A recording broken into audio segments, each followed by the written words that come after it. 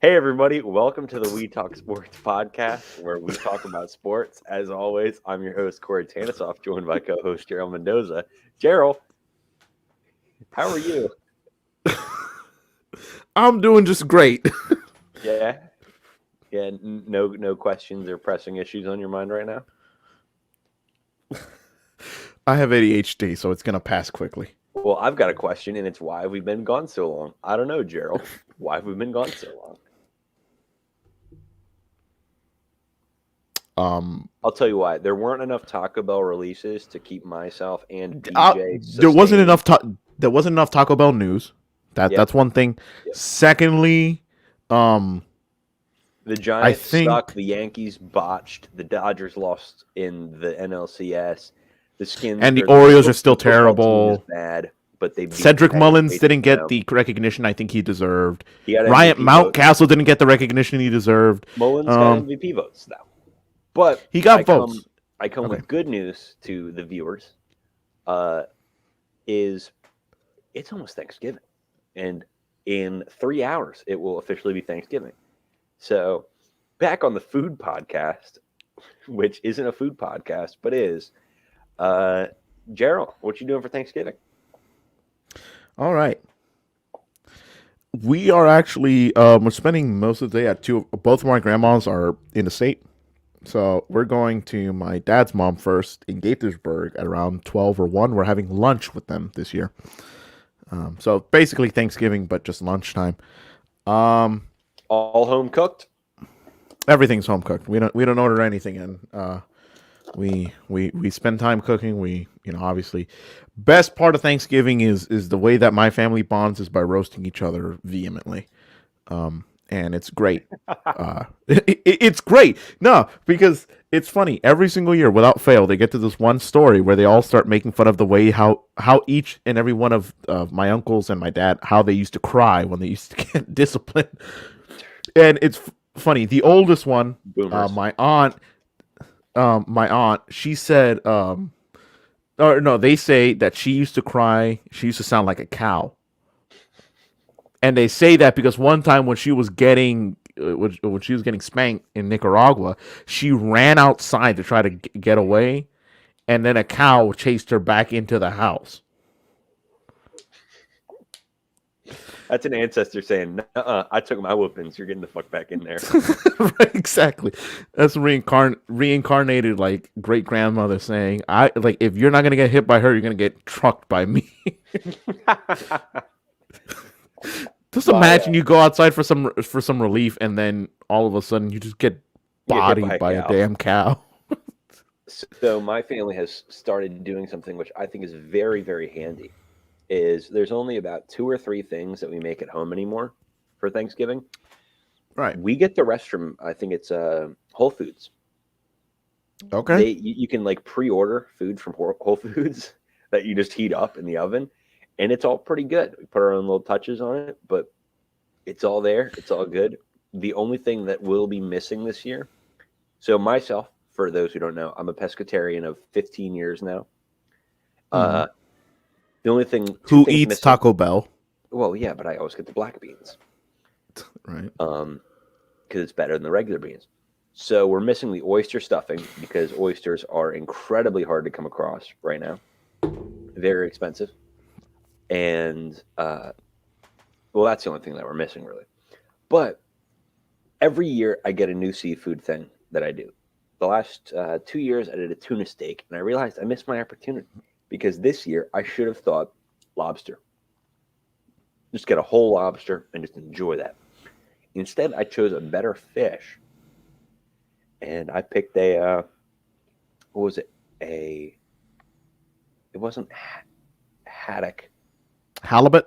halibut. Yeah, a There you fresh go. caught halibut. Dude, when I tell you this cut is $26 a pound, it better be goddamn good once I cook it up. So getting that. Don't burn it, Well, motherfucker. I'm making it. I'm cooking it. So I'm All gonna right. do some garlic butter, a little spicy stuff in there, some Roma tomatoes, white wine sauce. It's gonna be chef's kiss. Perfect. You know what other restaurant used to do fully cooked Thanksgiving dinners on delivery. Like you just will go pick it up and everything's cooked and hot and ready to go. KFC. No. Oh, okay. Boston Market. Yes, yeah, they did that. Yeah. Yep. When was the last time you saw a Boston Market out in the wild? I actually saw Boston Market last week when I was on Route 40 getting my favorite ramen place in Ellicott City called Uma Uma, not sponsored. But could be. Could be. Yeah. But there's one right next to there, and it's still in business, I guess. But I don't know who thinks to go to a Boston Market. So my question to you, Gerald, without shoehorning it too much, you have your entree is going to be turkey, right? Right. What are if you have to pick 3 sides, like if you're limited and you can only get to 3 sides and 1 dessert, what are you picking? That's gonna have to 3 sides. Jeez. Okay. You gotta go with homemade Redskin mashed potatoes. Okay, I follow. All right. Bread crusted mac and cheese. Yeah, the oven baked. Yeah. Yeah, absolutely. Okay, I'm with you on that. And what's number 3, man? You collard greens. The best. No. The best side there is rice. So a bunch of the Hispanic guys I was talking to them about the same question, and they all said rice. And I've never seen rice at my Thanksgiving table, and I guess it must be a traditional thing. It is. I mean, also, Hispanics have it. You are the self-proclaimed 2 pounds of rice a day. The rice eater. So it does not surprise me that you would favor rice in this. No, yeah. I in terms of cultural things, yeah, definitely. It's traditional in terms of Latin America. You have rice with just about everything. You really do. It is what fills you up the most. I mean, I think what's his name? There's one comedian Ross said Perot. it perfectly. Not Ross Perot. No, there's this one comedian who who's the real he was talking about Gabriel Iglesias. No. It was an older comedian. Richard Pryor. Not that old. I'll find him in a second, but he basically boiled down to this: rice is great, and rice is great when you're hungry, and you don't have a lot of money, and you want 2,000 of something.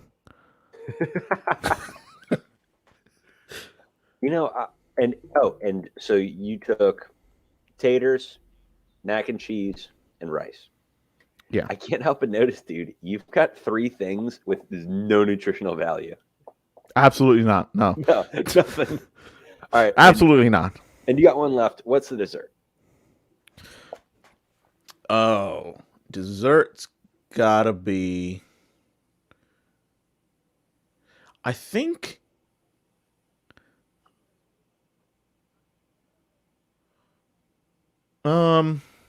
It's different every year for us. We don't have like a set dessert, but the one if you had to pick your favorite, like if you're only allowed to have, or if somebody says you can only take 3 of the not the appetizers, but the sides, you only have 3, and you're going with those 3, and then somebody goes, "There's a plate or a table full of every dessert you could want that is quote unquote Thanksgiving, and you can only take 1." What are you taking? Damn. Taking some apple pie, pecan pie, pumpkin pie. I had a really good apple pie yesterday at our Thanksgiving service at church, but I don't think I would do that. It'd have to be actually the sweet potato marshmallow baking. Well, that doesn't count. I wouldn't call that a dessert. I think that's a side. Is that a side? Yeah, the yams, the marshmallows. That's a side. Okay, all right. So scratch that. That goes on your regular plate. Okay, so in lieu of that, okay, let's go with. I'm gonna go with sweet potato pie. You know what? Honestly, I think the best thing would have to be. I'll go with the apple pie. Apple pie is a solid pick. With some maple and brown sugar on top. Some ice cream. Yes, scoop of vanilla right on top, or butter pecan. Oh yeah. Well, I agree with a lot of your picks because I think that they're all good stuff. I But mean, not good for you. But I've put some thought into this. Yeah. Clearly, it's going to be my halibut. Is going to be the entree. So my three sides, I'm going to have to go with. I would say mashed potatoes, but it's too much. You're wasting too much space for stuff. I got to go with stuffing. You got to get stuffing. Got to get some mac and cheese, and you got to get the cranberry sauce. And I'm talking the jellied cranberry sauce, like the thing that comes out of the can that just shakes like a slinky when it comes out. Right. And then it would have to be pecan pie, dude. It's got to be pecan pie. The sweetest, most diabetes-filled thing that you could possibly imagine. It's pecans or pecans and molasses. That's the entire recipe. You're eating forkfuls of molasses, and it's delicious. That's got to be number one. It is. I see. Here's the thing. Honorable If mention something is the homemade red-skinned potatoes with homemade with the cream, and they're all right. Yeah, definitely. Some chives on top.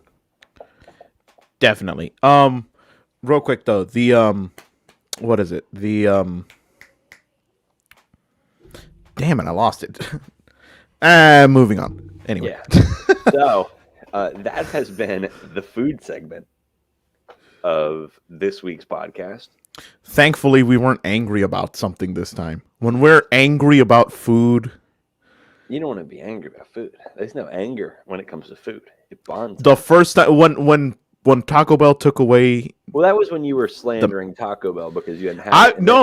I was empathizing. I never potatoes. They took away the potatoes and the pico de gallo and all that and everything. It was slanderous. Absolutely slanderous. It took away all these different things. Peep the background though. Yeah. But on to the next thing, which leads us here. So we've got a lot of football, or approximately on average, a couple games going on Thursday. Right. So I believe, as always, it's the Lions and the Cowboys. Not playing against each other, but we've got 3 games, 2 of which look pretty competitive, I'll say. We've got the Bears and the Lions, which is as I call it, the toilet bowl of the night. We've got the Raiders and the Cowboys, which could show to be a very good game. The Raiders started off very hot and now have fallen back down to earth as soon as they lost their coach. I'm thinking of a verb or an adjective to describe him, but there's too many. We'll call it. Hey, here's a guy. Here's a guy who manages to offend everybody with a couple emails. We'll call it the timely departure. Yes. And then our last game is the Buffalo Bills versus the New Orleans Saints, which would have been a good game literally never.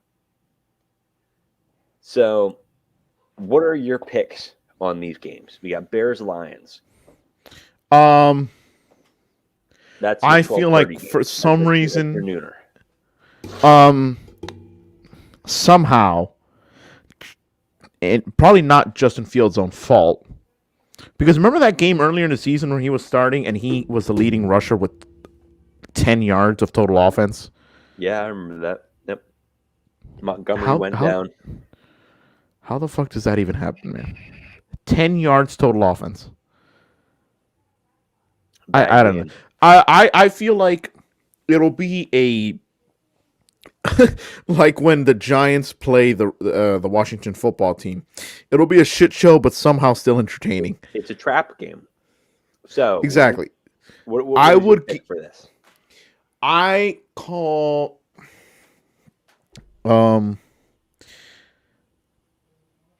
I'm gonna say the Lions are gonna pull one out of their ass and win.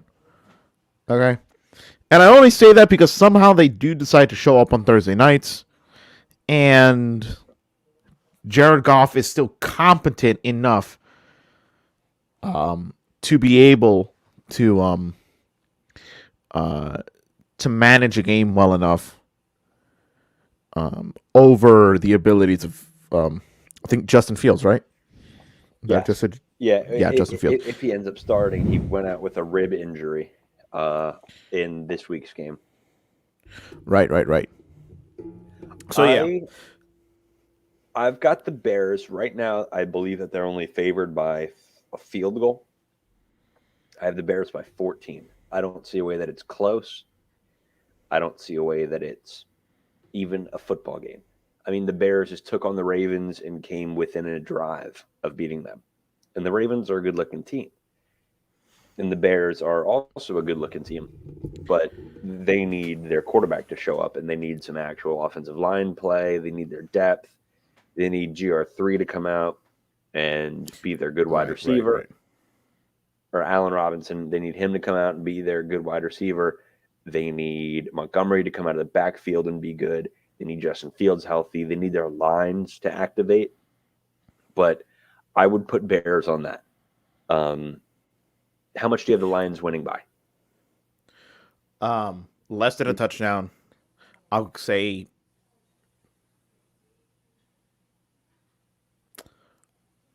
5 points. 5 points. All right. Five Our points over. our next game, 4 hours later, which gives just enough time for the turducken to be given out or the turkey legs to be given out, um, Exactly, exactly. will be a classic John Madden poll of John Madden's favorite turducken presentation team and his former coach team, the Raiders versus the Cowboys. In this one, I've got Dallas. They're favored by a touchdown and a half at home.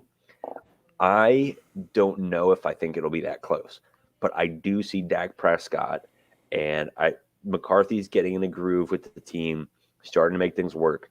They have arguably the best two, in my opinion, the best two young defenders on any NFL team in tandem, working with Micah Parsons and Trayvon Diggs, as you have these guys who are just constantly blowing up the quarterback, forcing him to make bad passes.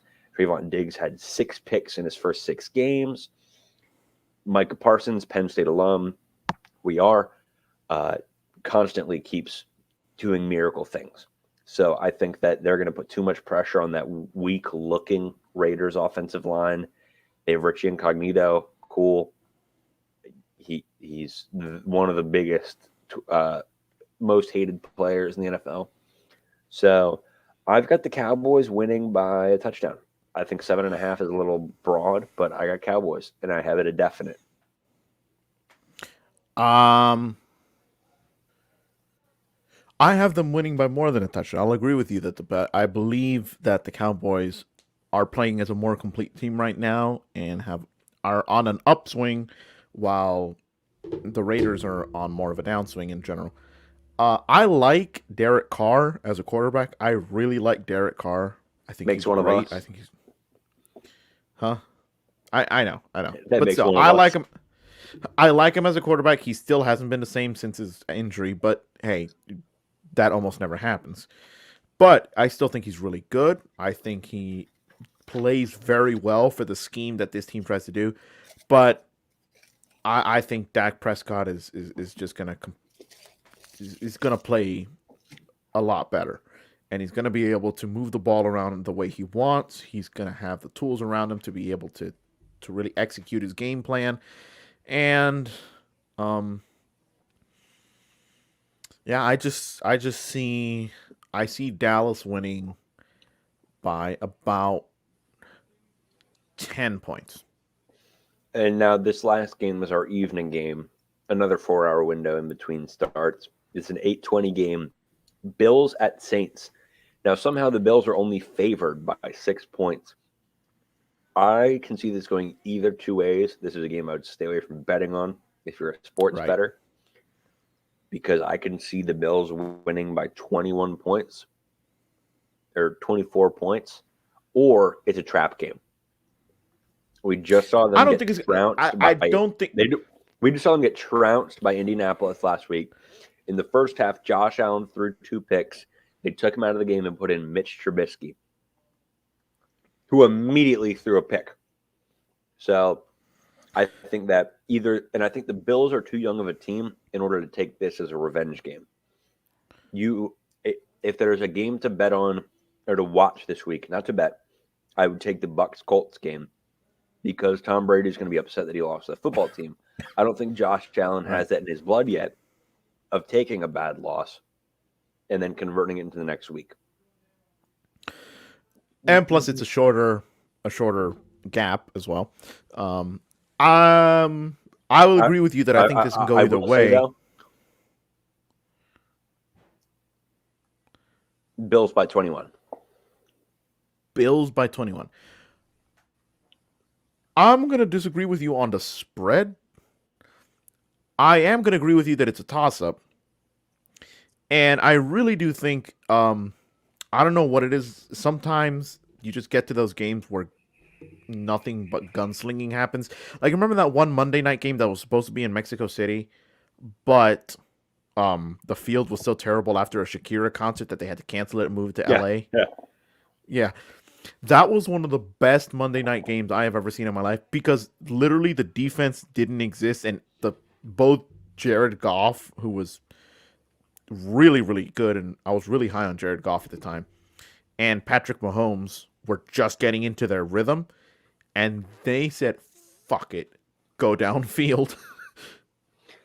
Yeah, that happens. I'm anticipating, maybe because I like gunslinging shows in primetime, but I'm anticipating a gunslinger show, and I'm anticipating whatever the line is. I would definitely take the over on whatever the line is. Honestly, I can the over. I'm half inclined to agree with you. It's 45. Yeah, I'm taking the over on that, and I would say the ESPN matchup predictor from FPI puts the Bills at a 61.7 chance to win. Who's the starting quarterback for? Mind, I just want to say, Josh Allen this season has thrown for 2,800 yards for 21 tutties and 8 picks. Jameis Winston has thrown for almost 1,200 yards with 14 tutties and only 3 picks. This is very different from the Jameis Winston we saw in Tampa. Yes, very different. And I think I like Jameis Winston in this matchup, and I'm going to agree with you that it's going to be hard, especially on a short turnaround for Josh Allen to use last week's loss as motivation to force a win out in this one. Gunslinger show, prime time, taking the over, and I'm going to take the Saints by 2 points. Fair play. Saints by 2. All right.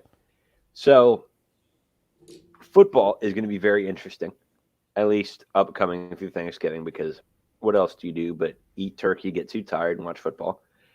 Right. But we also have a little topic that we don't often cover here, and it's the U.S. being incredible in soccer. So right now, since May 30th, we're one defeated. We have our only game, or I guess match, that we've lost has been against Panama, a 1-0 final time on October 10th. We've gone to final time 1-1 or 0-0 or 2-2, but our last loss was against Switzerland on May 30th in an international friendly. So, or maybe it wasn't Nations League because Switzerland isn't there. It was an international friendly, and we lost 2-1. But the U.S. looks good. I mean, right now in the standings, we're in second, 1 point below Canada, and 1 above Mexico and Panama. Right, in the World Cup qualifying. And I would say right now, just to explain to non-soccer viewers and myself, How does the World Cup qualifiers? Is it the best two of each, the best four of each advance? How many advance from each group? Um, the regions of the world are broken up mostly by continent, and based on playing ability.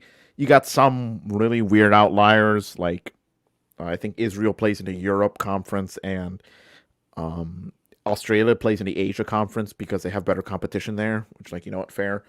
Um, the North American and Central American and Caribbean Confederation, they call them. I'll just call it the conference. Um, Usually pretty dominated by Mexico and the U.S. Canada's been an incredible up and comer this cycle, and they are now leading currently, which is impressive. And the way it works is that each confederation gets a set number of qualified teams that go to the World Cup. In our confederation, it's 3 automatic bids and 1 playoff bid, international playoff bid. Um, so you want to be in the top 3, and for pride, you want to be number 1. But top 3, you qualify for the World Cup you're going. And what that does is that you have a group of, in this, for years it's been 6 teams. For reasons I can't explain, they extended it to 8 teams. They're calling it the octagon, which, you know what, fine. So the octagon of qualifying, you have teams of Canada, United States, Mexico, Panama, El Salvador, Jamaica, Costa Rica, and Honduras. You get those 8 teams. They all play each other home and away over the course of this last first section. The first half is already done. They played it in September, October, and November. So 3 games that month, 3 games the next month, and 2 games in that last November slot. And then you restart again in January, and then you go to and you play the other half of the games. So you play 1 home, 1 away, 1 home, 1 away, 1 home, 1 away, 1 home, 1 away, with all these teams. So you're playing 14 matches, a hell of a lot of matches, and you gain points. You win 3 points when you win. You get 1 point for tying, and you get 0 points for losing, obviously. So you want to win. The formula, most people say, win at home, tie away games, and steal the point, and then you're probably pretty set to go. At the end of this process is when you finish qualification. You find out whether you're going to the World Cup or not. So after the last game in the entire group plays, once everything is done and they tally your points, if you're in the top 3, you qualify for the World Cup. You're going to the World Cup. If you're in the 4th spot, you play an international playoff game against one of the other conferences of the world. You can play against a South American team, an Asian team, a European team, or an African team. And I will say this, I would not want to play against the African teams because the African national teams are some of the best soccer in the world. And they have an incredible skill level and endurance that is unmatched anywhere.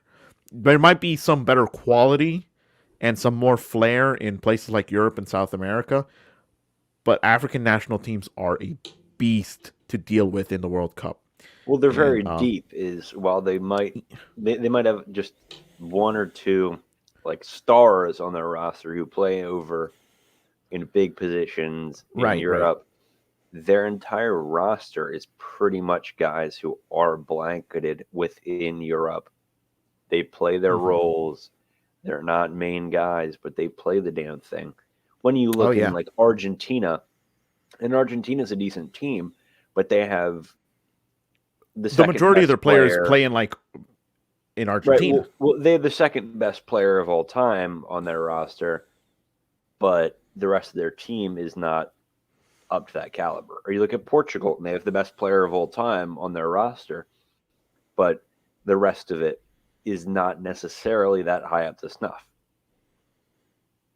Right. And one of the things that This just in, he said I was right, which means he agrees that Ronaldo is the best player of all time. I believe he's one of the best players of all time. The best. Oh, shout out Maradona for being embroiled in a sexual assault case after he's dead.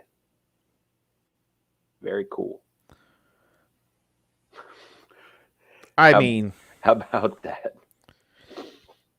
Kind of just throws everything off. But in any case, um, I don't, not how am not I to supposed to not to fucking laugh continue? at the circumstances, but just your reaction was priceless. I mean, how else am I supposed to react to that? But in any case, um, when it comes to World Cup qualifying, the U.S. is doing extremely well. They're playing better than Mexico, which you do not understand how happy that makes me. Okay. Um, Well, Gerald's anti-Mexican. I'm not anti-Mexican. I am anti-Mexican soccer because I'd rather play a game of soccer and not get kicked in the shin, and then have you fall down and pretend that I kicked you, and then have your fans throw bolts at me from the stands And bags of urine. and just $30 beers that they paid for. Huh? Jokes on them. For I $30 honestly, beer. yeah. When once I see people throwing the drinks on the, I'm like, do you know how expensive those are? Yeah, I went to off topic. I went to the Ravens game, Ravens Colts Monday Night Football, about a Right. month ago, where we lost in heartbreaking defeat in overtime. Um, but because it was Monday Night Football, they cut off drinks at the end of halftime, I think it was, or the beginning of halftime. But it was like $11 a beer, $12 a beer, which helps you because it sort of stops you from buying like 8 beers and being like, oh yeah, my designated driver will get me home. Saves a lot of money. Yeah, it does save a lot of money. We went to the not us two, but me and PJ and Corey and John.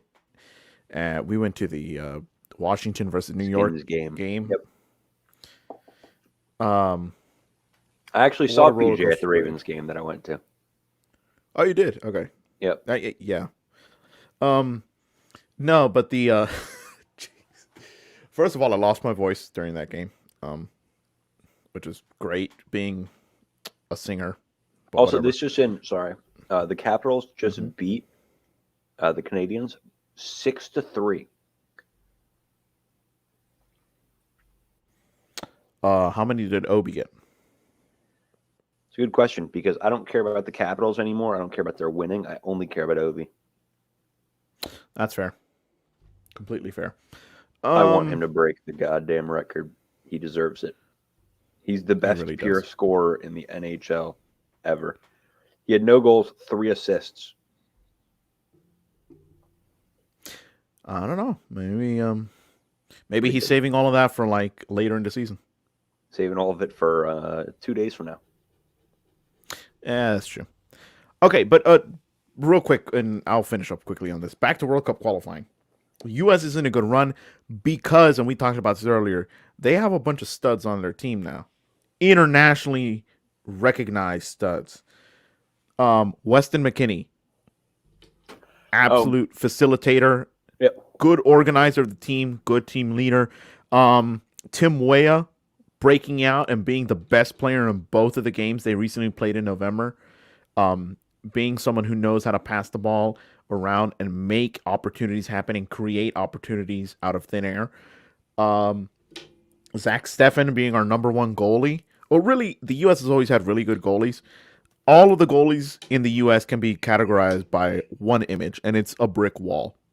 Okay, They're really there's good nothing getting stoppers. past them.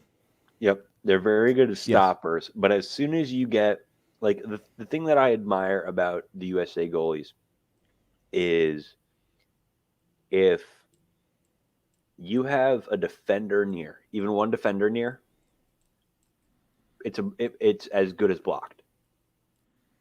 But if it's an right. open space, it's going to be a little rough. But that's always how it is for goalies. But the USA just being like way too good on stopping. Let me look at the scores that we've allowed real quick over our last matches. Just the Sure. goal count, not naming teams, but going through from our recent to past 1-0, 1-1, 0-1-1, 0-0-0-0, 1-0-0, 2-0-2-1. That dates back to March 28th. And then That's a get this. pretty good sheet. 2 before that was 1 and then 0, which we led up to Trinidad and Tobago, where we put up 7 goals.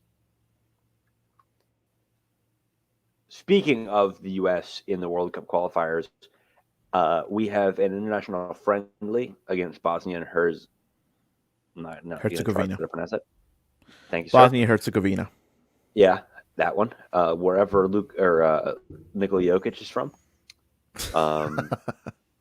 No, he's Serbian. Somebody's Bosnian. But we play them, and then we play every single seed except for Jamaica, which leaves us playing against, for our strength of schedule, the 1, 3, 4, 5, 7, and 8 seeds, which we've performed very well against pretty much everybody. We only have 1 loss. So, we have a chance. We have a good chance to get in the top 3 and qualify for the World Cup. But I know, it definitely. will be something Right worth now, watching for the rest of the season. Right now, ranked in the world, the U.S. is number 12. It's pretty good. That's pretty damn good. That gets you to the semis or the quarters. That does. That gets you to the quarters with a chance at the semis. Yeah, definitely. Yep. But yeah, I'm excited about it. I enjoy it. I get into it. I want to go to the. I want to go to a USA soccer match. They're never around here though. I'm not a soccer guy. Notoriously, I'm not a soccer guy. But when the USA's on a heater, I'll watch. Because it's USA all day, baby. I mean, how about this? If there's ever a game at like an international friendly or an international game of any sort between the U.S. and anybody here at DC, because great stadium, DC United, Audi Field, awesome stadium, small but very good. The thing about soccer stadiums here in the U.S., if they're not the super huge, NFL like stadiums that do that, the smaller the stadium actually creates a little more intensity because all the seats are steeper and you're closer to the action. You really are. So it makes a really good experience. And they do have a lot of vendors who have, I think, shot glasses and lemonade that go around. So you'll get your fix. I know that much. It is $11 for a bottle of Coke, but whatever. That is way too much, sir. Well, anyway, that's a good soccer fix. So now we've got a little bit of basketball to talk about. So I'm a well-documented Washington Wizards fan, and the Washington Wizards have been on a heater. We've fallen off a little bit, but I believe right now we are 4th in the East. We're going to just talk a little bit about surprises that we've had and expectations for the season. Bro, the fucking Knicks. So let's go first off on our surprises. Give me 3 things that have surprised you more than anything else in the NBA. Okay. So what we're going to do here is we're going to follow a little thing where we do each of us 3 surprises, 3 hot takes, and 3 predictions. Boom. Okay. All right. I would say 3 surprises so far in this season. The Bucks falling off the damn table. All right. Did not see that coming. I thought I guess championship hangover. But I've not seen it this bad since the Red Sox in 2014. Like, honestly. 14? That's insane. Like, was it 14 that they won in 13? And then they were in last place in baseball. It was 18 or 19. Or 17 or 18. No. I'm talking about the one before then. Oh, well, that was also equally as bad when they beat the Dodgers in the World Series and then proceeded to be the worst team. Yeah, okay, that's fair. But, yeah, okay, so. But, yeah, the Bucks falling straight off the table is insane to me.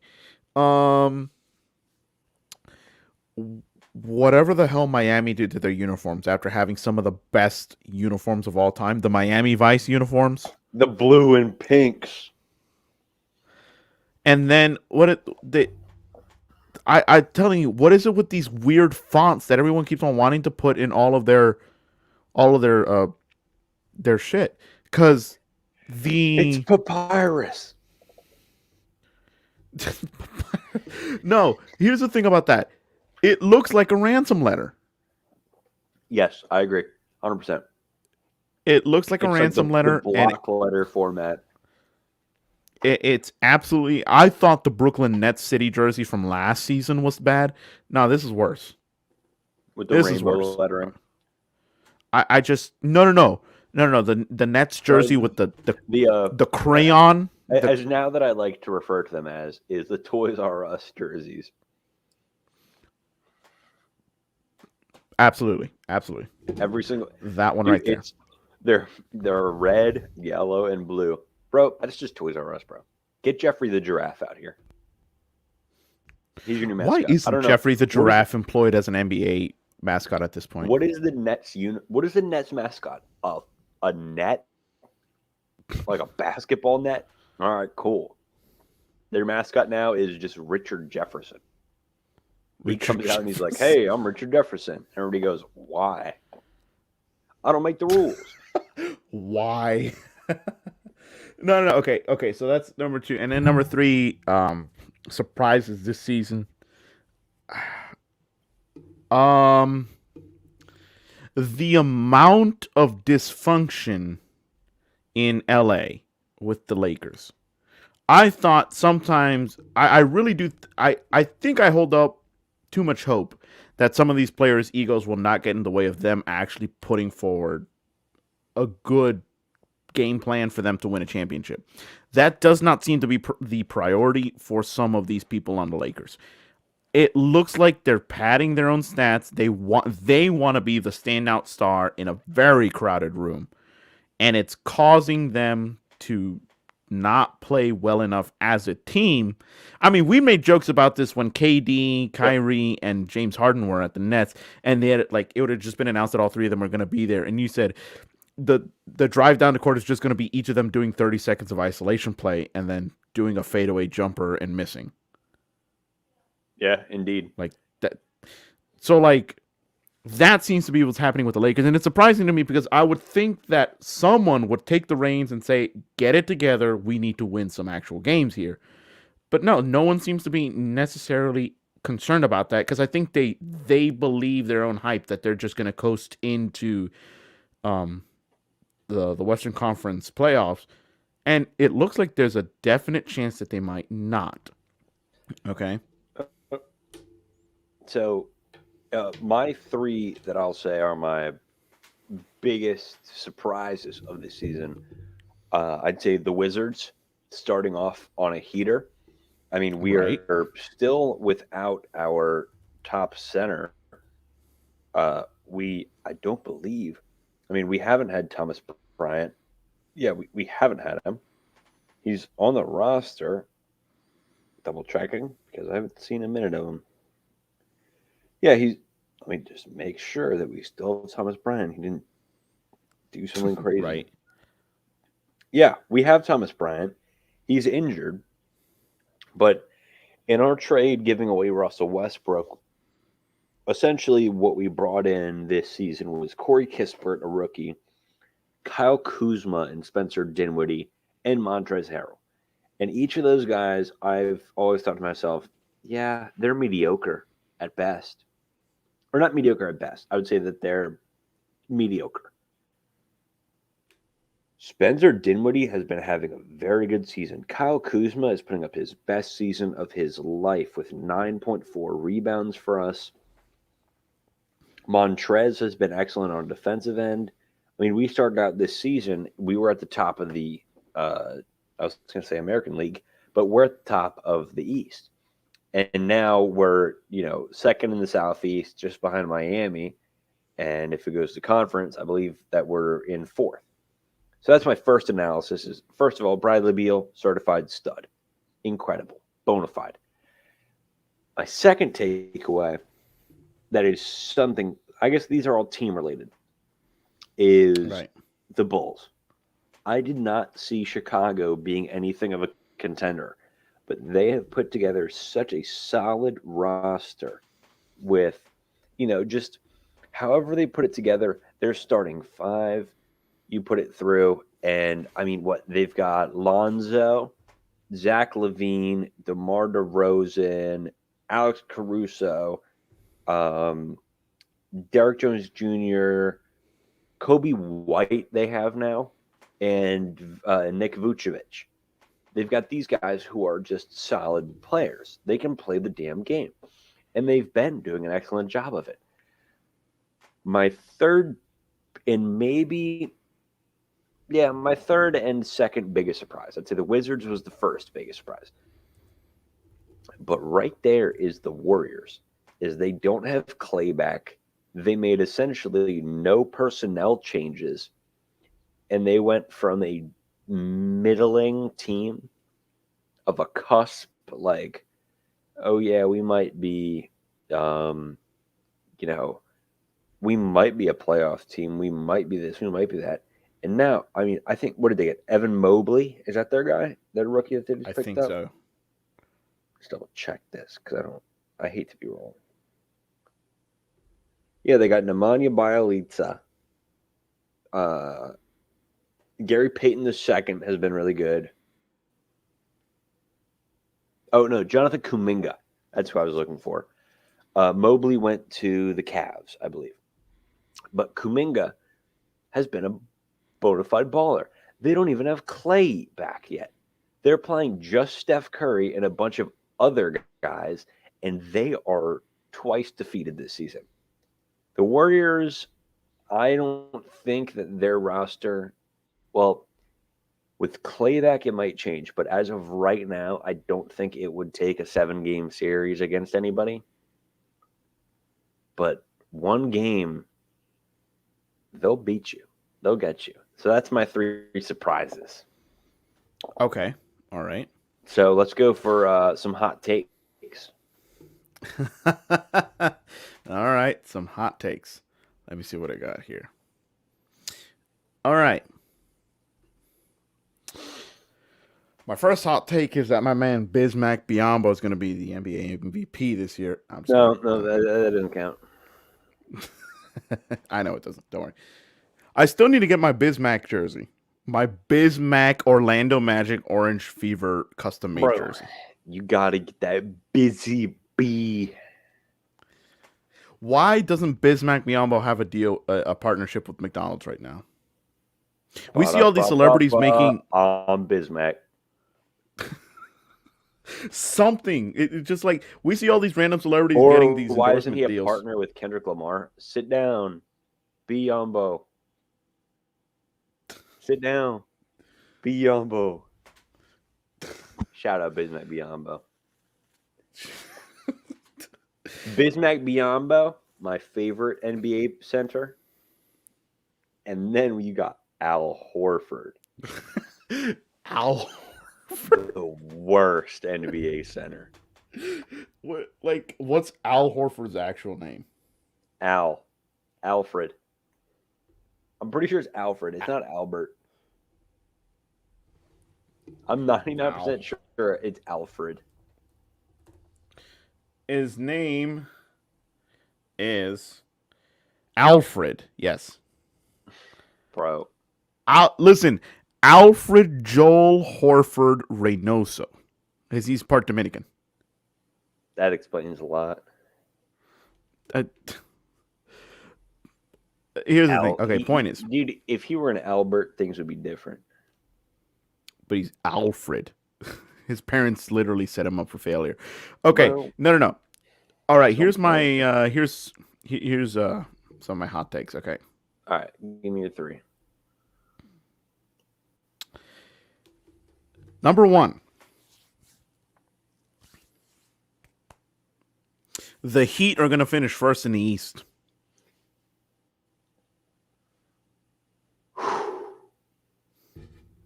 Just burn my hand on that one. Number 2. Number 2. The Warriors are going to miss the playoffs.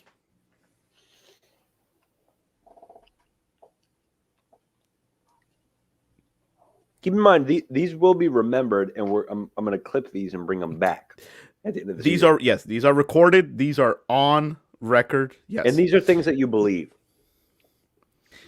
Okay. Yes. So Okay. I believe the Heat. Number one, the Heat are gonna finish first in the East, entering the playoffs. Number Okay. two, I believe the Warriors are gonna miss the playoffs. Okay.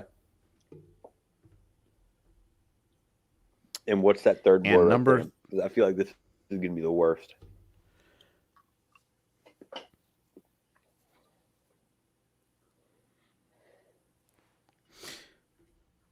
Oh no, you're thinking about this one. this is basically a twofer, but Okay. both Damian Lillard and Ben Simmons will get traded. You think for each other?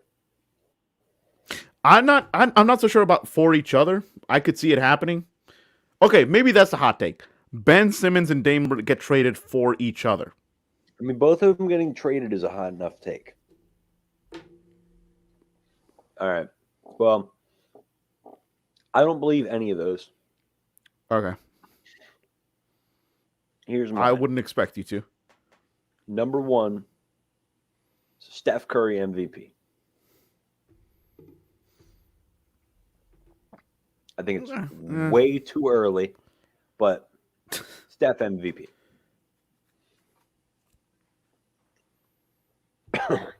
Number two,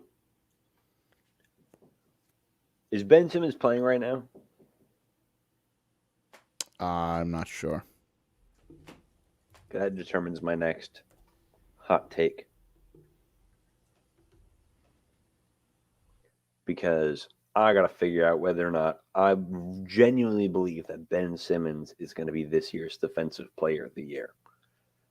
Because you know what? As much as I would like to say, you know what?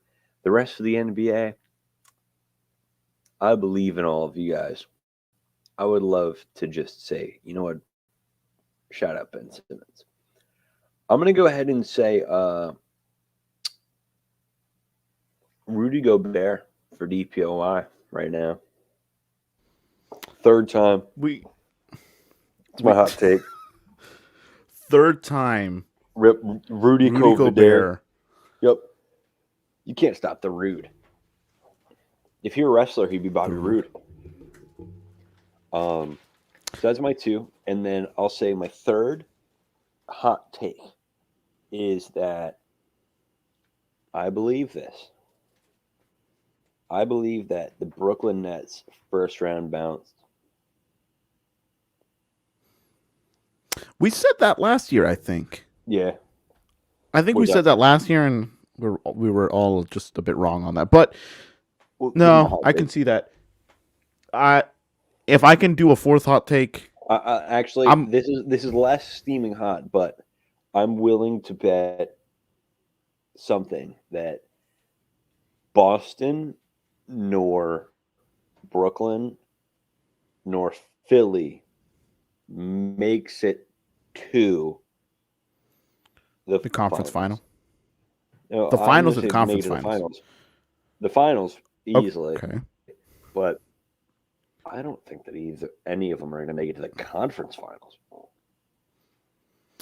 I think that's a possibility that they don't. And I think that's my hot take, is I don't think they're going to make it to the conference finals. I feel the same way about the Lakers. I don't think they're going to get it together. Yeah. Well, and now I guess the hot takes were our predictions. Let's say our just random shit that we have about the NBA. I think that the Lakers tried to put together a super team and it fell apart because, hey, bud, there's only one ball, buddy. Yeah. That's it. You have 2 point guards in LeBron and Russell, and you have somebody who, for some reason, was put on the top 75 all-time NBA list in AD, but you don't have anybody else. You have Melo, who's super old. Everybody in your team's super old. What are you going to do? That's So the they're thing. losing too much. I think it's I think it's what the thing about the West is that the West is shifting Well, the because problem with the West is that it's so polarizing. Is you either have teams that are ridiculously good for no reason, or you have teams that are just stagnant, or teams that are just non-competitive. So if you want to talk about your Phoenix Suns, yes, right now they're a great team and they're competitive, but they're nothing to write home about. You've got the Clippers who are, I guess, doing pretty well, but come the end of the season, they're not going to be, a top four seed. okay, all right. Um, I think I think the Hornets are gonna make it to the playoffs. That's a very fair take. I think that's reasonable. And I think that because I think um, Miles Bridges is going to be very key this season, and he might get most improved this season. I think, and I I also I think Lamelo. I think Bridges is the linchpin to that team. I think if Lamelo can do as well as he wants, but if it's not for Miles Bridges helping him out, I mean they've got Gordon Hayward, but he needs that other star. Right, definitely. And I think here's the thing about Bridges, though. Okay, and I'm gonna go real quick on this is the little thing. I think he might be better than Morant for most improved player. And I know Morant's doing good, but Bridges is honestly he's averaging more productivity this season per game. Um, if you look at just from last season to this season, um, Bridges was averaging about was it 12.7 points a game, I think. 1.83, 6 rebounds, 2.2 assists, 0.6 steals, 0.8 blocks, 50% field goal percentage, 86% for free throw line. I'll jump to this year, and this is just 1 year. And I think he's already shown an incredible amount of improvement, even in such a young season. Um, where he's jumped up all the way to 23.1 points per game. So from last season to this season, was averaging 12.7 points per game last season. He's averaging 23.1 points per game this season. On Oh, the he's a baller. threes, he's gone from huh? I said he's a baller. I mean he's been putting up No, crazy numbers. he's on a rip, man. He's going from Yep. 12.7 to 23.1. He's got 1.8 threes versus for last season, and this season he's on 2.6.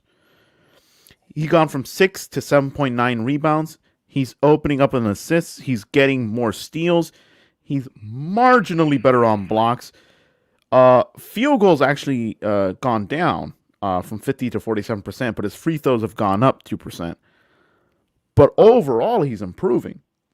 And like you said, the linchpin to that team, I think so. And I think if he can continue to grow in productivity, and also if LaMelo I think he's going to probably be one of it's going to be that too, being the tandem in that city, in Charlotte. Those two being the tandem stars, the pair that is going to drive this team towards a playoff berth. And I think depending on how weak some of the more traditional or more regular playoff teams are this season, they could make it. They could be the team that knocks off Brooklyn or knocks off Philly or knocks off Milwaukee or something like that. So I'm very excited to see the what the Hornets are going to do um, this year.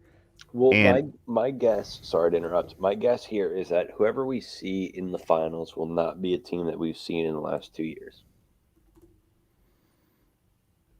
It's right, not going to yeah. be the Lakers. It's not going to be Oh, and Miami. also It's not going to to be the add to the Suns. It's not going to be Milwaukee. that's fair. Also to add to my support for the Charlotte Hornets, you can't beat Bismack. Sit down, Biombo. But you got to get the Magic jersey.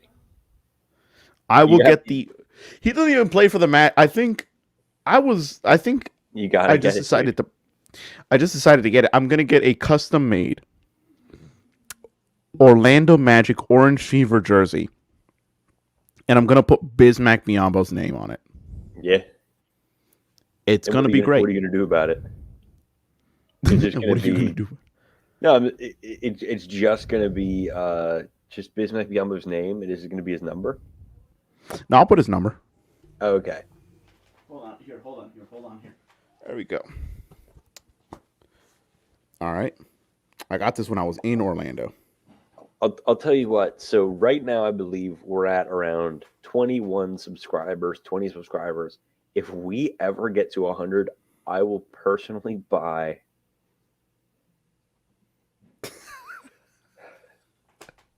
I'm gonna buy an Al Horford jersey. Yeah. I will get an Alfred Horford jersey. Alfred Horford jersey. 100 subscribers. Get us 100 there. subscribers. It's Al friggin' Horford. All right. So we all got to get an extra jersey of either someone ridiculous or someone who we absolutely hate. Who would we force PJ to get? Oh, bro, that's Reggie Miller. Ah, Rich.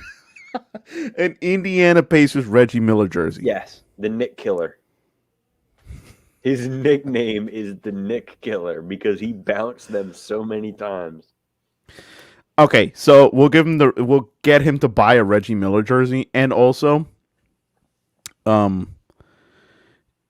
if he loses another bet, I'm putting the price on him, and it's gonna be recorded. If he loses another bet, he's got to take shots live on because he's had that bet where I'm pretty sure. What do you mean if he loses? He still owes you 7 shots from the last one. No, he owes us like 15, I think, in total. From all the Yankees live bets from last year's playoffs, from all the stuff from this, yeah, it's not looking good for him, man. He owes us some from election night, I think. Yeah,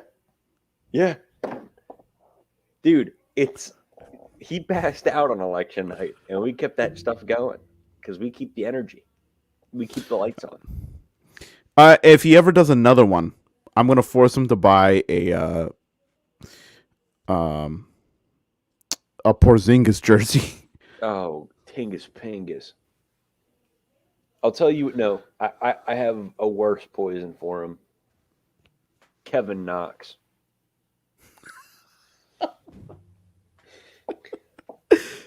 Fucking Kevin Knox. Or we'll get him to buy like a dog water Lamar Odom jersey. Who was a dog with crack? Jeez. Has ESPN gotten over its Stephen A problem? No, not quite. They're close. They need. I think it's time for Stephen A to take a big step back. Not leave, but to take a big step back. Yeah, well, it's sort of like Fox and their Joe Buck addiction. Well, in any case, we are at the 1 hour mark, and I believe we've chitted all the chats to be done. In case you somehow missed the news, to our viewer, LeBron James has been suspended a game for brutally elbowing another man in the nose. I think it was nose and eye, like around facial cheekbone area. Yeah, he busted his eye, and the opponent, I can't remember his name. He's Isaiah something Rogers, but that's not right. And it's not Tom. Isaiah Stewart, yeah. I think he's a second-year sophomore in the league. Young guy. But he charged through many, many people to try to get to them. Russell Westbrook looked like a 1920s fighter out there. Here's the thing. Show me the nukes, yeah. I think LeBron James' suspension should have been longer. I disagree. I think that it's a tech 2 and you're ejected for the game. That's it. There was no preemptive malice. He Okay, didn't do much but post. Is so for I think that Isaiah Stewart should be suspended 2 games for continuously trying to get back at them and run back on. But LeBron did what he did, chirped a tiny bit, and left. That's it. I mean, I guess. I Okay. think that you elbow somebody in the face, whether it's on purpose or an accident. It wasn't like he didn't wind up to do it. Like he was just standing there like this and then just backed it up. Which you're just ejected. That's it. You're done for the next game. Suspension one. I perfectly think fine. I think the optics of it made it seem worse than and the reactions to it was really what set a lot of people off, especially on social media. But okay, I do understand it when you break it down like that. I Yep. personally would have put them at an equal suspension for both of them. But I do get that Isaiah Stewart did keep the momentum of that altercation going a lot longer than it should have. But Oh, just without a doubt. overall, the optics were not good. And of course, this was with Detroit. Malice in the Palace, baby. I'd much rather not see another Malice at the Palace. Could you imagine if social media was huge during the Malice in the Palace? Oh my goodness. Just got punched in the face by LeBron. WTF? I heard this. No, I heard this one comedian talking about the Donald Glover. importance of having good friends and knowing when to good bail friend. around you. Yeah, never mind. What? No, I thought I was talking about like, bro, 200 years ago, if you lived in some remote African village, people could just come up and take your stuff. That's it. They'd come in and kill your people. Imagine if social media was around back there. Oh my God, my dad just got killed and my mom got taken by slavers.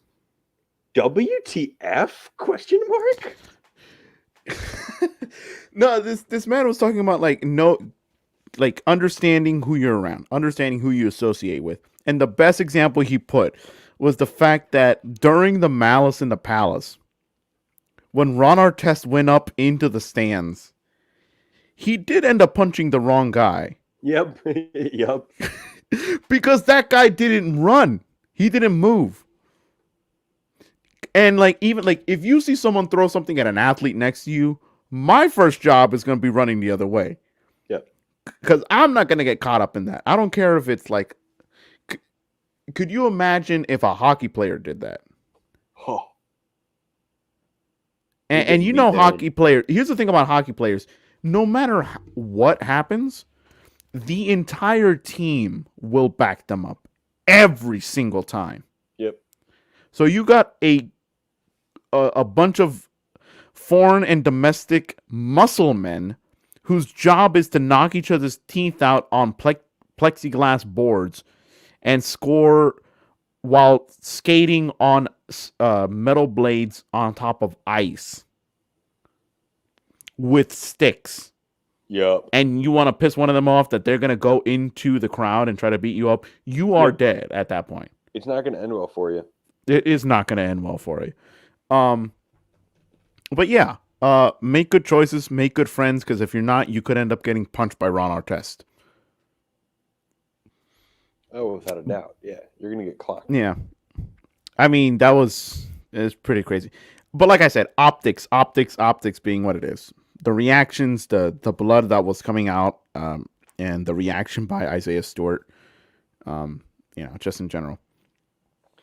Yeah, it was not a good look for either, or rather anybody involved. But yeah, it was definitely like I saw it and I was like, oh crap, like that's insane. Yeah. And let me see here. I think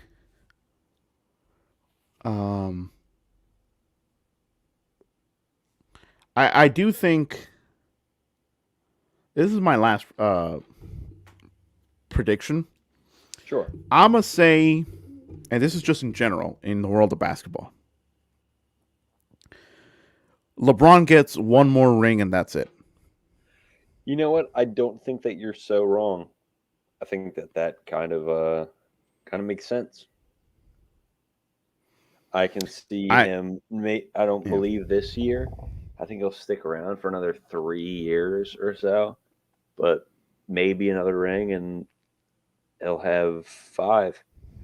But he's not. He's not getting Jordan 6. Not getting it. I don't think so. But And to watch to our to our fulfillment, he'll get two more and just like yeah, shit on everybody. something like that. Well, in I any would case, I would definitely I would definitely enjoy seeing enjoy seeing him get two more rings. I personally think he's only going to get one more ring. Um, I wouldn't put it past anybody to predict that he doesn't get any more rings. Um, Maybe he makes a bad move to a team that he thinks he can turn around and carry on his shoulders again. I think his days of carrying a team by willpower to a championship are gone. I They're agree. gone. Well, I mean, when you think about it, he never really had that in him. Just carrying a team by will to win is No, he's that always one year. No, needed some backup guys. There was that one year with the He had his um, OG Cleveland, and they went to the playoffs, and it was just him, and the best player was probably Anderson Varejao. and Aside from that's what I'm him, think. That's what I think. That's what I but think is then that he left them, went to Miami, won a couple chips, came back to Cleveland, won a chip, went to LA, won a chip. But I don't think that he has that sheer force of will that when he no when he win. certain guys have. I stand by the statement that if J.R. Smith hadn't messed up the end of that game, that LeBron would have an extra ring. Uh, yeah, I don't think so though. Just because they ended up going down terribly. I But think they that's the got thing. they It got was a deflating. 4-1.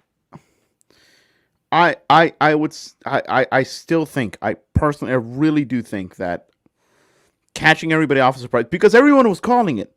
Everyone was saying this Cavs team doesn't have a chance. They're not going to get through it. They're going to be done in 4 or 5. Everyone kept on saying that, and it happened that way because they lost that first game that way. Could you imagine if they would have taken that game, stolen that game? If we're being honest, they had the chance to do it, and Yeah, then they ride that momentum through because they were going to win another game anyway. So there goes your 2 games. And then they force one down to the wire and get a third game. And then in anything happens in a game 7. And I think if they could have forced it into game 7, they would have won that. They would have won another chip over this I Golden State team. I think that's really conjecture, but I don't think that they could have changed that momentum that much and gotten it there. But it's all things to analyze. But hey, here we go. We are at the end of our 28th episode. We have established that Gerald still hates Mexican soccer fans. He thinks that all of the good teams are terrible. And now it's time to hear who he thinks the best players to ever wear number 28 are. I'm going to start. The best number 28 in the history of the NFL, Jonathan Taylor. 5 touchdowns in his last game. That's it. Nothing else. Fastest Colts player to 1,000 rushing yards. Jonathan Taylor, MVP. RTDB, run the damn ball. Let's go. Colts forever. For the shoe. All right. And also for NBA, the best NBA player at number 28 is probably, I looked on Basketball Reference and found like 5 people who I at all knew. right. The best number 28 for basketball is Jan Mahinmi, who is a goddamn scrub center who played for the Wizards. But I guess he's Jan Mahinmi. the He best. also played for the Spurs, the Mavericks, and the Pacers. Yeah, and he sucks. He's dog shit. How but that's the about best name that I found. Lang was the only other person that I saw that I hey recognized. Isaiah Andrew Stewart Lang. wears number 28? All right, well, shout out Isaiah Stewart. But no, it was Andrew Lang had a season in averaging 10 plus points. It's like, all right, cool. I guess that's our best number 28 ever. Hey, who knows? Maybe Isaiah Stewart will be the best number 28 ever in the NFL. All right, show me some baseball, Gerald. All right. Let me. All right. I'm gonna have to go with another Yankee for this one. So I know that'll make PJ happy. But 22 years in the bigs, 194 games won.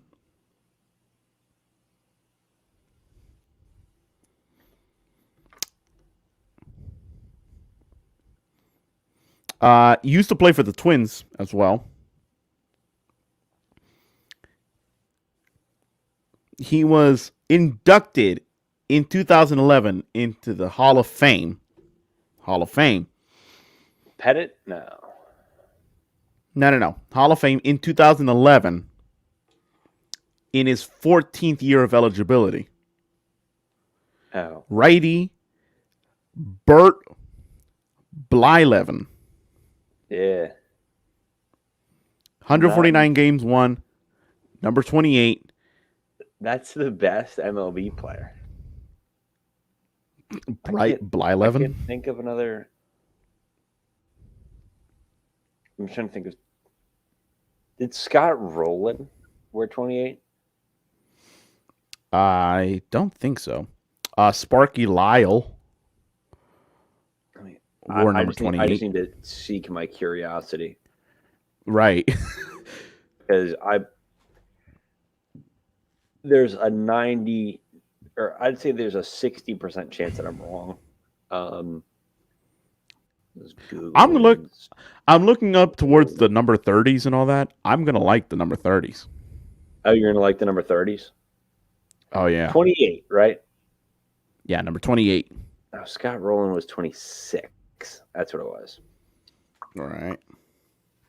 Blyleven. What a nobody. Hall of Famer. A nobody Hall of Famer. Very quick thing on the Hall of Fame. We saw Indeed. earlier the list. Yeah. The Hall of Fame Baseball Writers of America list, or Baseball Writers Association of Baseball Writers of America Association, whatever. The Hall of Fame list came out for the MLB for who's eligible for their ballot voting, and it's a lot of very familiar names. There's a bunch of guys who are in their last years of eligibility, most notably, Sammy Sosa and Barry Lamar Bonds, the best baseball player of all time. And let me put up the list real quick. Yeah, I don't think he will, but here's my picks. What do you get? 8? Right. I think that's it. Each person gets 8 votes. Yeah. Bonds, Clemens. All right. Those are just 2 definite ones. Billy Wagner for Hall of Fame. Schilling for Hall of Fame. I don't know about Burley. I mean, Burley's up there. But, I mean, definitely those 4. I wouldn't put Jeff Kent in. He doesn't smell it. Andrew Jones, he'd be my 5th. Manny, I'd put as my 6th. And Vizquel can be the 7th. Okay. And Bobby Abreu. I think that's my 8th. They're good guys. They're good baseball players. Torrey Hunter, I might put instead of Bobby Abreu. And Tim Hudson's a close guy, but you have to give it. My problem is, I guess people hate the, steroid ball era thing. Dude, people from the dead ball era are in there when they used to pitch 60 and they'd hit 80 home runs a season or something like that. Not Right. actually that many, but when there was no pitching, and it's just a phase of baseball. If you are inevitably going to put David Ortiz in the Hall of Fame, you need to put Barry Bonds, you need to put Roger Clemens, you need to put these guys into the Hall of Fame. Simple as that. Barry Bonds is the best baseball player of all time. If the aliens came down and said, we're challenging one person to a home run, like, all right, Earth, you pick one person in their prime and we're going to have a home run derby, you're going to pick Barry Bonds. And it's either when he was on steroids, allegedly, Allegedly. allegedly, never tested positive, or however it figures. You're picking Barry Bonds. That's it. He's the best baseball player of all time. Every single time. Honestly, Every single yeah. time. And it's the same exact thing that not only should Barry Bonds be in there, but if they put Barry Bonds in, there's a chance that they rescind the ban Pete Rose. and allow Pete Rose to get in because he deserves to be there. Pete Rose already has an exhibit in the Baseball Hall of Fame in Cooperstown. But it's But they need we need to get and this. He needs to be enshrined. Barry Bonds needs to be enshrined. Pete Rose. We need to cut that. Enshrined. We need to keep that. Shoeless We need to. Joe is not in the Hall of Fame. The thing about baseball is they have this thing about their history and their heritage. But if you're good, old white guys who don't like black guys and white guys who don't do the proper thing, they don't want them to be in the Hall of Fame. It's pretty much what it's always been. I mean, I guess it. At the moment, I understood. I mostly agree with you on that. I really do.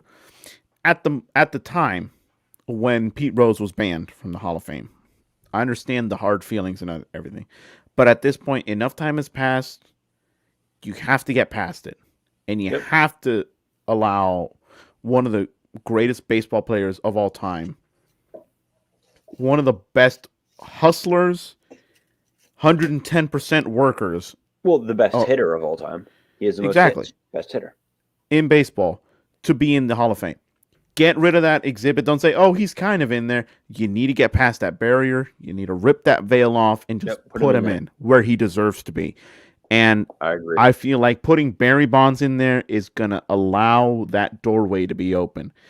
Plus, Barry Bonds is, like you said, I'll call him the most dominant baseball player of all time. Yeah, I'd argue. Most dominant baseball player of all time needs to be in there. Roger Clemens, I'll put him in. I'll put him in my number 2.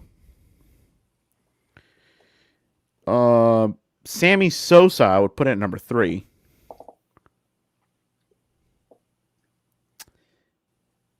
Let me see. Number 4. I think I'll agree with you. Billy Wagner. Billy Wagner is one of the best relievers of all time. Yeah. And deserves to never gotten his due diligence. If you're watching this and you have a Twitter account, go to, well, while you're doing this, you can go to the We Talk Sports 20 on Twitter and find us there. But also find Billy Wagner 4, that's the number 4, HOF. Billy Wagner 4 Hall of Fame. It's not ours, so it's not sponsored. We're not putting up a blip for it. But it's a very interesting page, run very closely alongside MLB Random Stats, which produces, as you might have thought, MLB Random Stats. But Billy Wagner for Hall of Fame. Yeah, definitely. So Barry Bonds, Roger Clemens, Sammy Sosa, Billy Wagner, Curt Schilling. Yep. Curt Schilling, definitely. Manny Ramirez. I can get behind Manny. I can get behind it. I mean, Pettit's up there. Pettit has, I think it's the all-time postseason wins record. I do think that, but is he going to get in that quick? I No, think no. no. I don't think he's a first year. Well, this isn't his I don't first year. think. Oh, he's not a first ballot. Okay, Yeah, but I still don't think I would choose him over um some others. Yeah, Torrey Hunter. yeah. Torrey Hunter was a I put monster up for there. the Twins, Torrey man. Hunter. Yeah, absolutely. I'll, And I'll, I'll tell you, there's a couple guys that I see on this list that I don't even think know what the Hall of Fame smells like. Barry Zito, Shane Victorino, Nick Swisher, Sheffield, Todd Helton. You might know what it what about smells like. Scott Rowland? Scott Rowland was a damn good ball player. A damn good ball player. So I don't think he's in the Hall. I don't think he's Hall of Fame. I think he's the Hall of very, very good. Okay. But the other guys, people I just named, I mean, Burley was a damn good pitcher. AJ Burnett, I don't think knows what it smells like. Todd Helton definitely is a guy up there. Let me see. Hold on. The ones in the italics are the first year ballot Hall of Fame. Yeah. Todd Helton not barely, but missed out last year. Yeah. Yeah, I think it's mainly the asterisk guys. Is Nick Swisher, Shane Victorino, Barry Zito, Aramis Ramirez. I can't even think of something that would make me go, "Oh yeah, that's a Hall of Famer." Yeah, I mean Burnett. These are just guys who play baseball. Yeah, and I watched these guys growing up. Like when I was growing up, I watched these guys. Like I saw them at the end of their career, and I knew all their careers because I had, watched this stuff.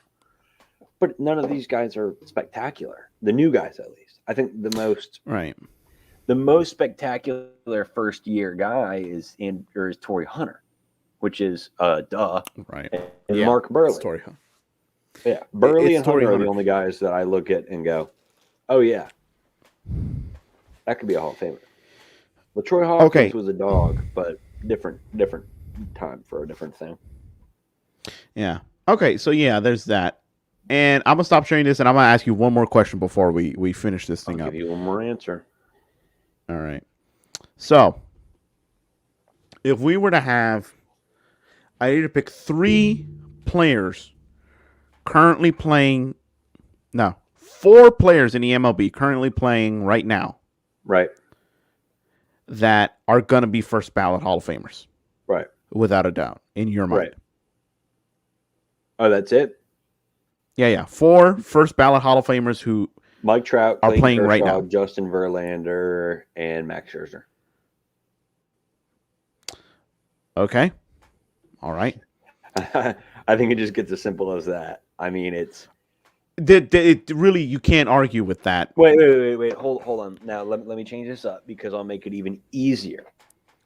All right. Albert Pujols. Then Mike Trout.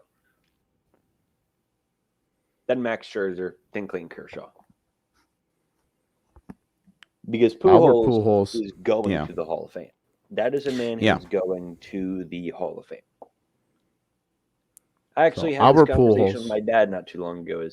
There's not a whole lot of active players who you go, that's an absolute Hall of Famer. Like if they retired today, that's a Hall of Famer. Yeah. Kershaw, Albert Pujols, definitely. Kershaw, Hall of Famer. Scherzer, Hall of Famer. Verlander, Hall of Famer. Trout, Hall of Famer. Okay, so what about some of the younger guys? 28.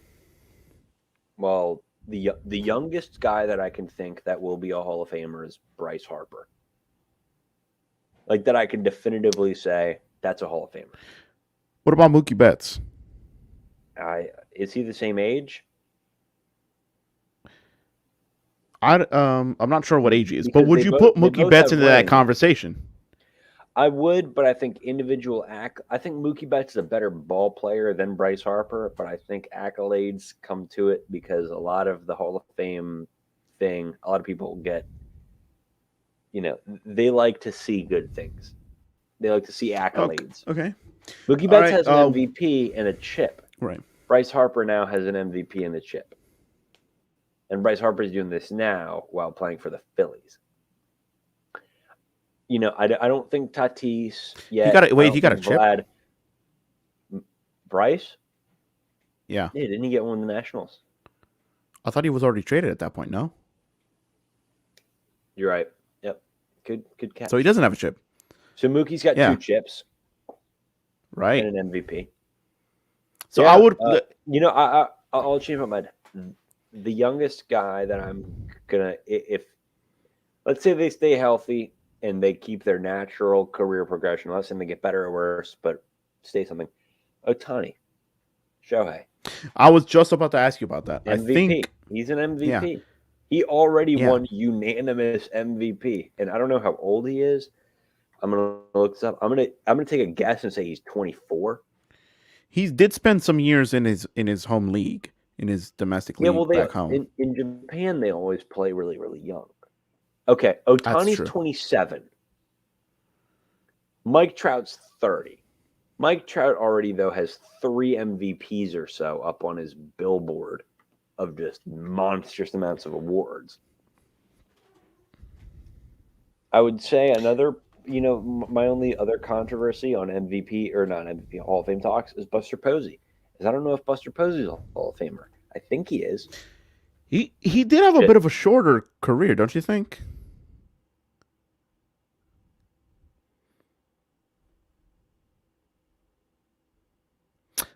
We seem to have lost Corey for just a second. What I was saying about Buster Posey, though, he definitely lost a lot of. He's lost some favor with some people saying he could have lasted longer. I really don't care. When you're done, you're done, and when you know that you're done, you're done. But yeah, gotcha right here. Yep. Well, my laptop just passed away, and my phone is also about to pass away. So, right. Unfortunately, this episode has got to get cut. Yeah, we're gonna have to just end it quick. Good old 92-minuter. Yeah, fair enough. My final thought is, I think Vlad Guerrero Jr. makes it into the Hall of Fame. Well, he's only played 1 season, so we'll have to figure it out from here. Yeah, we'll see how he goes. Yeah, but I think he's on the right path. I agree. I think it's not Otani. I think Tatis might be on a better path for it, even though I don't like either. Or I don't like Tatis, but I do like Vlad. Right. But we will pick this up on our next podcast. This has been the We Talk Sports Podcast.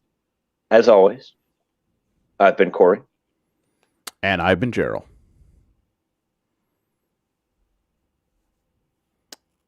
We will see you next time.